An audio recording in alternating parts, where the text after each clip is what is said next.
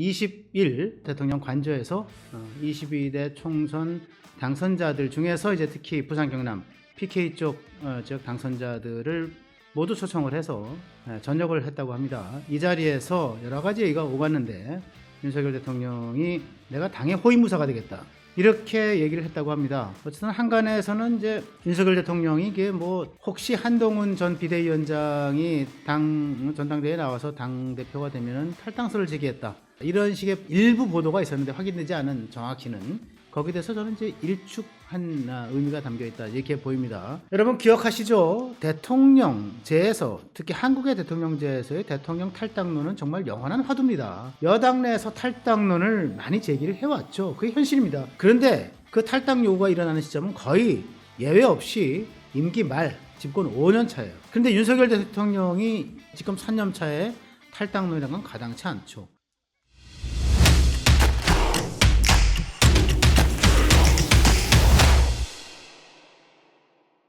(2024년 5월 21일) 화요일 허민의 뉴스쇼 시간이 돌아왔습니다. 여러분 안녕하세요. 문화일보 허민입니다.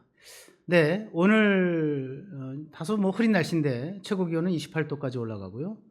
일교차는 약 10도 정도, 포인트 정도 차이가 나는 것 같습니다. 요즘 낮 날씨는 덥고 저녁 오후 날씨는 또 이게 뚝 떨어지는 그러한 이제 일교차가 비교적 큰 날씨를 보이고 있는데, 그럴 때일수록 옷차림 주의하시고 감기 걸리지 않게 조심해 주시기 바랍니다.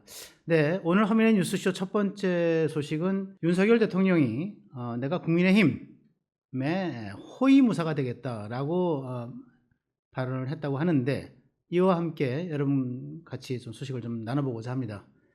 시작하기 전에 구독, 좋아요, 그리고 알림 설정 부탁을 드리겠습니다.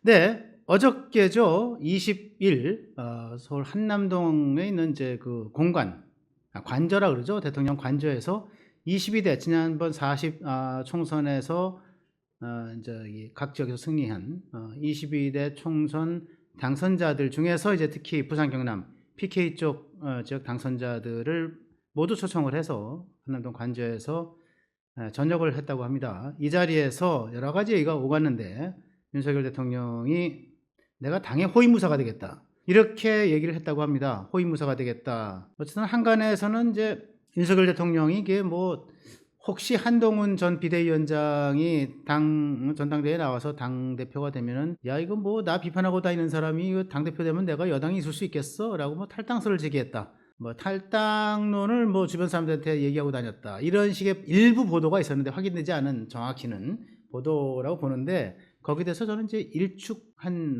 의미가 담겨 있다, 이렇게 보입니다. 이 소식 같이 좀 알아보겠습니다. 네, 어제 PK 지역 당선자들 모여서 만찬하는 자리는 굉장히 화기애애했다고 얘기를 해요. 아무래도 또 경상도 지역이고 또 그쪽에서는 이제 많은 분들이 당선이 됐기 때문에 사실 윤 대통령이 이제 22대 총선 당선인들과 만찬을 한 것은 처음은 아니고요. 지난 16일이죠. 5일 전일 텐데 16일 전에는 수도권 당선자, 그리고 이제 TK 대구 경북 지역 당선자들 전원 또 초청을 해서 만찬을 했고요. 그리고 바로 내일 비례대표 당선자들 또 초청을 해서 만찬을 할 예정으로 되어 있습니다. 이렇게 해서 어쨌든 이제 여당 당선자들 또 국회 관계를 계속 소통하는 관계를 가져가겠다, 뭐 이런 시도는 굉장히 좋은 시도로 보입니다. 그동안에 불통 논란에 휩싸였던 거에 비교하면 굉장히 큰 진전이라고 저는 보고 있고요. 참석자들도 여러 가지 이제 대통령의 이렇게 좀 적극적인 모습에 많이 긍정적으로 화답을 했다고 합니다. 우리가 낙동강 전선을 사수했다. 낙동강 전선. 지난 총선 때 뭐 말하자면 이게 그 최대 벨트 중에 하나였죠. 수도권에 있는 그 서울의 한강 벨트. 그다음에 이제 그 용인 뭐 화성 그다음에 이제 수원 이런 곳들을 중심으로 한 경기 서남부 반도체 벨트, 그리고 경기 서북 벨트, 뭐 주요한 벨트들이 좀 있었죠. 거기 하나 더 보태자면 이제 결국은 이제 부산과 이제 경남 지역 일부를 관통하고 있는 낙동강 벨트였을 것인데, 이 낙동강 벨트에서의 사수, 그리고 이제 경상도 지역에서의 사수, 이런 것들이 사실은 윤석열 대통령에 대한 탄핵, 저지선을 확보했다라고 하는 그런 평가를 받고 있기 때문에 이렇게 얘기한 거죠. 우리가 낙동강 전선을 사수했습니다. 애국심을 갖고 윤석열 정부의 성공을 위해서 더욱더 지원하겠습니다. 적극적으로 일하겠습니다. 이렇게 얘기를 했다고 합니다. 어쨌든 간에 지난 총선에서 부산이 전체 18석인데 그 중에서 네, 한 석만 제외하고 17석을 전부 다 국민의힘이 가져갔고요. 경남이 전체 16석이죠. 이 중에서 3석이 빠지고 이제 13석을 가져가서 울산에서 한 석이 빠졌으니까 총 5석이 빠졌는데 이거는 21대 4년 전 총선 때보다 더 좋은 성적입니다. 그 당시에 6석, 7석인가가 빠졌던 걸로 제가 기억을 합니다. 또 다른 참석자들도 다 일제히 윤석열 정부의 국정 운영을 적극적으로 돕겠다 이렇게 얘기를 했다고 합니다. 그러니까 윤석열 대통령이 아닙니다. 내가 오히려 당의 호위무사가 되겠습니다. 라고 하면서 목소리를 높였다. 그래서 정상적인 국정 운영이 되도록 더 노력하겠다 이렇게 얘기를 합니다. 사실 이렇게 얘기한 거는 그 어제 그제 한 하루 이틀 사이에 윤석열 대통령이 주변 인사들에게 이제 내가 야, 뭐 탈당해야 되는 것 아니냐 뭐 이런 식의 얘기를 했다는 것과 관련이 있어서 아마 대통령이 더욱더 이 호위무사라고 하는 얘기를 강조했던 것으로 보이는데, 여러분 기억하시죠? 대통령제에서, 특히 한국의 대통령제에서의 대통령 탈당론은 정말 영원한 화두입니다. 그러니까 대통령이 결국은 임기 5년 중에 3년을 넘어서면서부터는 이게 점점 인기가 시들어지고 4년 5년 차 되면은 이게 정권 재창출을 해야 되는 여당의 대선 후보들은 야, 저 대통령이 인기가 없는데 저분이 여당 1호 당원이라고 하는 게 너무 부담스러운 거야. 그죠?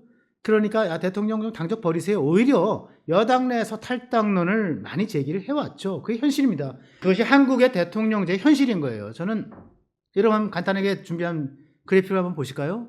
노태우 전 이게 저 1987년 87 체제, 즉 민주화 체제 들어선 이후의 대통령은 본 겁니다. 노태우 대통령이 1988년 2월에 취임해서 93년 2월까지인데 92년도 10월 5일에 이 탈당 선언을 합니다. 이게 14대 대선, 차기 대선을 74일 남기는 시점이에요. 또 김영삼 전 대통령 1997년 이것도 집권 5년차 마지막이죠. 12월 달에 대선이 있었으니까 11월 7일 날 탈당 선언을 합니다.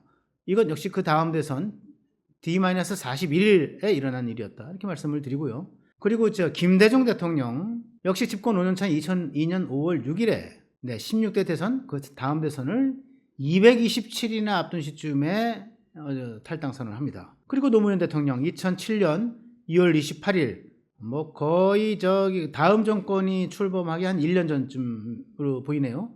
그리고 이제 17대 대선 294일 앞둔 시점에 이렇게 그 1987 체제가 들어선 이후로 노태우, 김영삼, 김대중, 노무현에 이르기까지의 그 연속된 4번의 대통령이 전부 다 임기 5년 차에 탈당을 단행을 합니다. 그리고 그 뒤에 이제 이명박 대통령은 당적을 유지하죠. 사실 그때도 탈당 권유가 굉장히 많았었어요. 저 기억을 하는데. 네, 그럼에도 불구하고 끝까지 당적을 지켰습니다. 그리고 그 다음 정권이 박근혜 대통령이죠. 네, 박근혜 대통령은 불행하게도 어쨌든 이제 탄핵을 당한 대통령이죠. 2017년도 헌법재판소에서 이제 3월에 탄핵 결정이 나고 대통령직에서 이제 해제가 이제 박탈을 당하죠.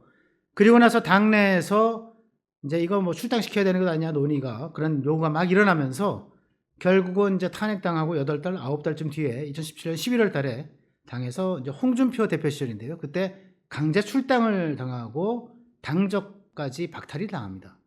요게 이제 박근혜 대통령이고, 요거는 뭐 본인의 의사와는 관계없이 이제 뭐 탈당하게 된 그런 경우고요.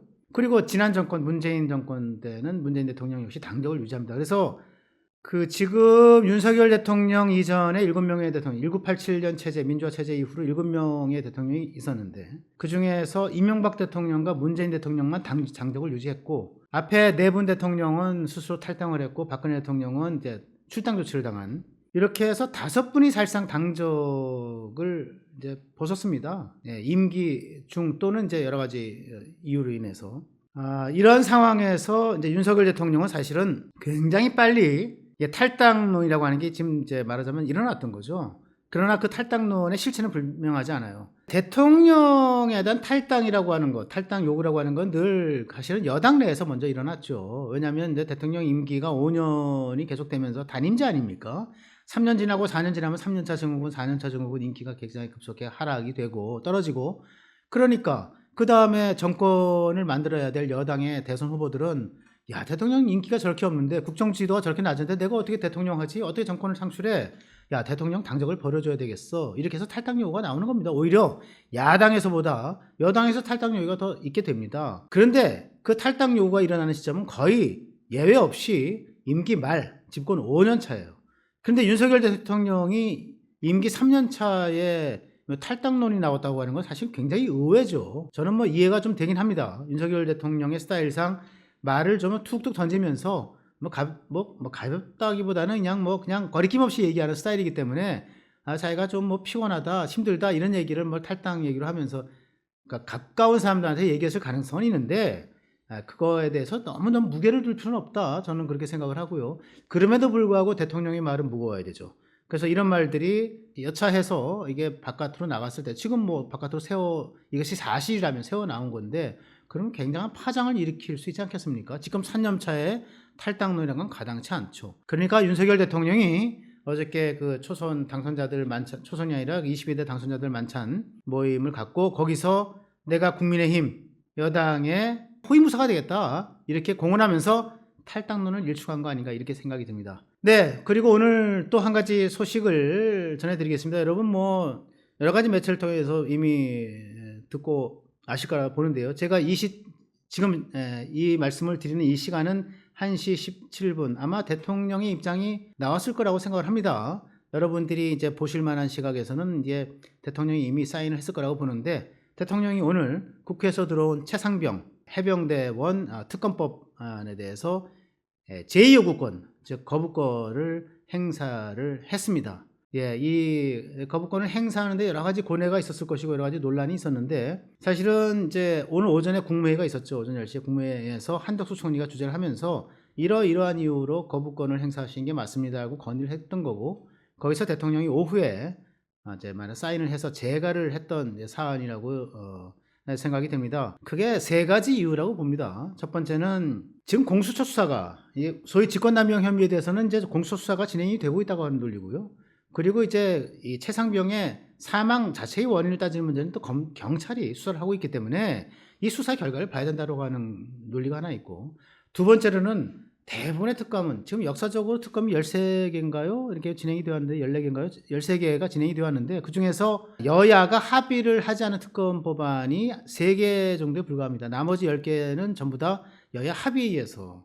근데 국회라고 하는 게 뭡니까? 결국 합의하고 서로 양보하고 타협하고 이러면서 이제 하나의 법안을 만들어 나가는 그런 입법기관인데 여야가 합의하지 않았다. 민주당이 그냥 강행해서 처리된 법안이다. 이제 이런 이유를 댔던 것 같고 세 번째로는 이게 독소 조항이 있다는 거죠. 지금 특검 법안에 결국 변호사회 대한변호사회에서 4명의 특검 후보를 추천을 하면 거기서 민주당이 2명을 가서 그 2명을 민주당이 가린 2명을 이제 대통령한테 보내면 대통령이 그 2명 중에 택하게 돼 있는데 이게 민주당의 특검 아니냐, 국민의 특검이 돼야 되는 거 아니냐, 이제 이런 논리. 그래서 특검을 하더라도 안 하겠다는 게 아니다. 이런 전제 조건들이 해결이 되고 국민의 특검이 이제 될 수 있다라고 하는 그런 제도적 장치가 마련이 되면 내가 특검을 수용하겠다. 이제 이런 논리였던 것 같아요. 조건부 특권이라고 저는 이제 생각이 하는데.